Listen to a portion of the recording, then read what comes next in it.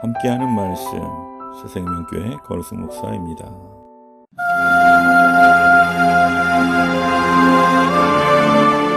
이에 내가 보니 그룹들 머리 위 궁창에 남보석 같은 것이 나타나는데 그들 위에 보좌의 형상이 있는 것 같더라.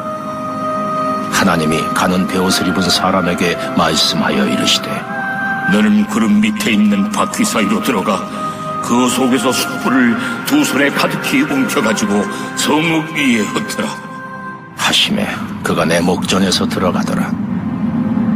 그 사람이 들어갈 때에 그룹들은 성전 오른쪽에 서 있고 구름은 안뜰에 가득하며 여호와의 영광이 그룹에서 올라와 성전 문지방에 이르니 구름이 성전에 가득하며 여호와의 영화로운 광채가 뜰에 가득하였고 그룹들의 날개 소리는 바깥 뜰까지 들리는데 전능하신 하나님이 말씀하시는 음성 같더라.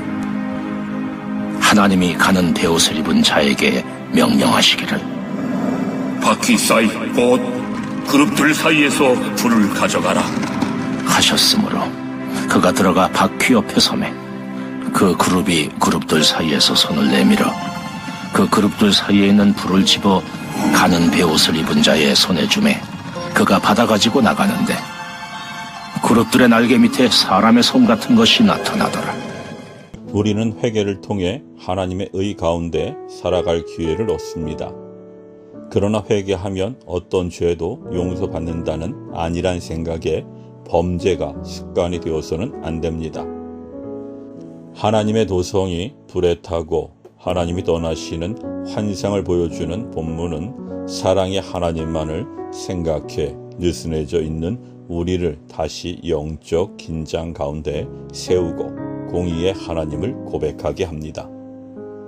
신방을 가면 신앙적으로 아쉬운 모습이 있어서 영적 권면이 필요한 성도들이 역설적으로 자신은 하나님의 큰 은혜 가운데 살고 있다는 고백을 들려줄 때가 있습니다. 하나님을 위해 살지 않으면서도 자신의 일이 잘 되는 것을 보고 하나님은 저를 너무 사랑하시나 봐요 라고 믿는 것입니다. 존 파이퍼 목사님은 하나님 없이 안락하게 살다 죽는 것은 비극이다 라며 이런 안일한 생각에 경종을 울립니다. 예루살렘 백성 개개인을 심판하시는 환상에 이어 본문은 예루살렘 성읍에 대한 심판을 다룹니다. 이스라엘 자손에게는 성전이 있는 하나님의 도성 예루살렘은 하나님이 지키시기에 결코 멸망하지 않는다는 믿음이 있었습니다. 그러나 그 믿음은 자기 확신에 불과한 것입니다.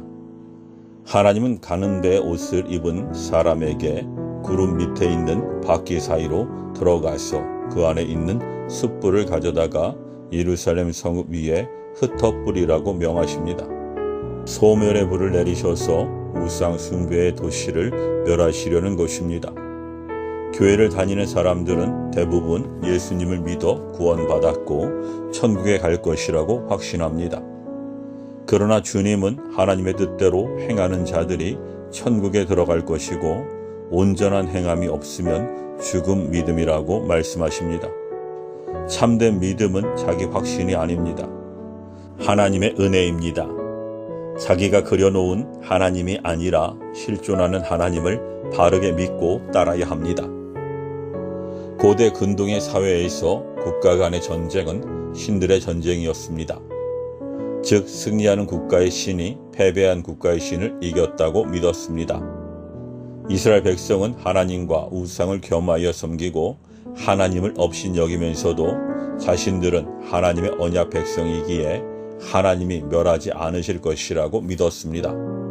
그러나 하나님은 이방을 들어 그들을 멸하시고 수치를 당하게 하셨습니다. 가나안 지경의 첫 성 여리고는 아직 죄악이 가득하지 않은 상황에서는 심판을 받지 않았습니다. 그러나 회개할 줄 모르고 죄악으로 가득 찬 때가 이르렀을 때 하나님은 그들을 여호수아와 이스라엘 자손에게 넘기셨습니다. 이런 역사를 알면서도 이스라엘 백성은 자기 확신에 차서 자기들은 유해라고 생각하며 예루살렘이 멸망당할 일은 없다고 착각했던 것입니다. 그러나 그 믿음은 하나님이 함께 하셔야 가능한 것입니다. 솔로몬 시절 성전을 덮었던 여호와의 영광이 이제 성전을 떠나고 있습니다. 이스라엘 백성이 성전을 수많은 우상을 경배하는 우상의 소굴로 만들었기 때문입니다. 그래서 하나님은 예루살렘을 심판하시겠다는 굳은 의지를 표명하시는 것입니다. 가룟 유다는 너희 중 한 사람이 나를 팔 것이라는 주님의 말씀에 랍비여 나는 아니지요 라고 가증스럽게 말했습니다. 성도는 누구도 유해가 없다는 사실을 잊지 말고 겸손히 주님의 뜻에 합당하게 살아가야 합니다. 하나님이 우리 죄를 용서하시는 것이 우리의 권리라고 착각해서는 안 됩니다. 하나님에게서 멀어져 있으면서도 하나님이 나를 사랑하신다, 나는 구원받았다라고 생각하는 자기 확신을 버려야 합니다. 성도는 자신을 겸손히 돌아보고 사랑과 공의의 하나님을 모시고 주님과 동행해야 합니다. 아멘.